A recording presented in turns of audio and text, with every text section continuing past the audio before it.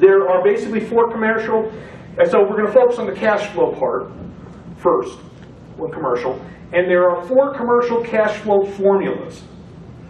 And before I go into that, I just want to kind of go through the basic math and the numbers. So on all commercial property, this is the same whether we're talking about multifamily, industrial, retail, it's the same. The only thing that changes is the ratios and the percentages, but it's the same analysis. Standard CCIM evaluation method, Commercial Institute. Okay, they come up with the standard method. You take gross expected income. So if everything were rented in this, let's say it was an apartment building, and it had 10 units, and all 10 units were rented at market rent, what would that number be annually? We do everything annually. Okay? Then we subtract a vacancy factor that is consistent with similar properties in the submarket. Not what it historically is, not what it currently is. That's, both of those are mostly irrelevant. You want to know why it's not where it should be. But for calculation, we're looking at pro forma, or best case scenario. Okay? So we take what's typical for other buildings like it, and say, what's the average of them? If theirs is 5%, we use 5%, even though this building may be half empty. Does that make sense? We're not looking at it as is. We're looking at it as best case scenario. Okay? So we subtract the vacancy factor, and that will equal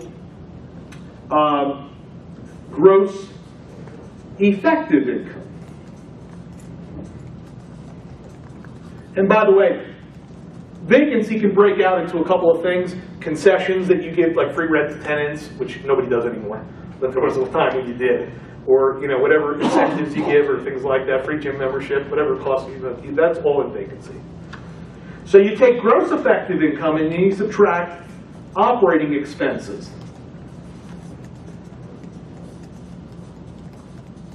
And this is everything but debt. So this formula we're calculating here has nothing to do with the mortgage on the property. I don't care if you pay cash, you put 20% down, 50% down, 30-year mortgage, 15-year mortgage, doesn't change. It's always the same. It's a measure of the property's performance. So what's in operating expenses? Taxes, insurance, management, repairs and maintenance, utilities, services, garbage, cleaning, whatever. Pretty much everything but the mortgage. Make sense? Now, in a building that's fairly large, you're going to have accounting, you're going to have legal, etc. So there's a lot more to it than a single-family house. And when you subtract all those operating expenses from the gross effective income, you get NOI. What does NOI stand for?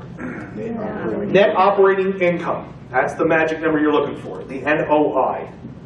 Now, is the net operating income relevant or related to the mortgage on the property? No. Nowhere we haven't dealt with the mortgage on the property.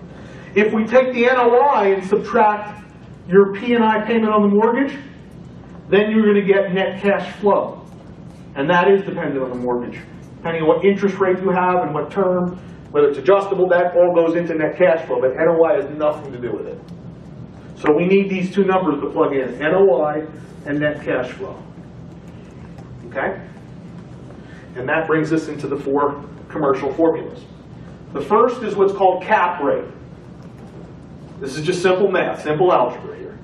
Take the NOI, divide it by the purchase price, and remember this is annual, not monthly NOI. Annual NOI, divide it by the purchase price, and you're going to get what's called the capitalization or cap rate. How many people have heard of that before? So cap rate, that's your cap rate. Now remember, this is not as is, this is best case. So we're looking into the future, what should this be? Okay, and based on that, I can come up with a number. So let's say you have to know what the going cap rates are for that type of property in that sub-market. So let's say that the going cap rate was 10%, 0.10. That means net operating income divided by purchase price. Let's say you have $100,000 in net operating income and $1 million purchase price. That's 0.1 up. That meets the standard. So best case scenario, it operates at a 10 cap. Now if everybody else is operating at a 6 cap, and you could potentially get into a 10 cap, you should be looking hard at that.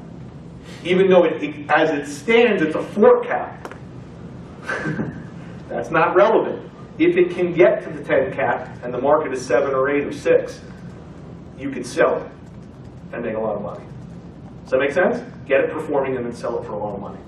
All right, now, so that's simple. Cap rate is net operating income divided by purchase price.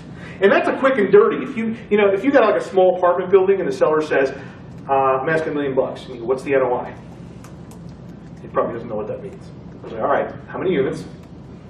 10. $1,000 a month rent each, that's 10 grand a month. 10 times 12 is 120 a year, right? Everybody follow so far? So if the gross is 120, typically the net is going to be half. That's just a rule of thumb. They do the half rule. Remember Richard Pryor? He used to do, when you get divorced, half. Or was that Eddie Murphy? I think it was Eddie Murphy.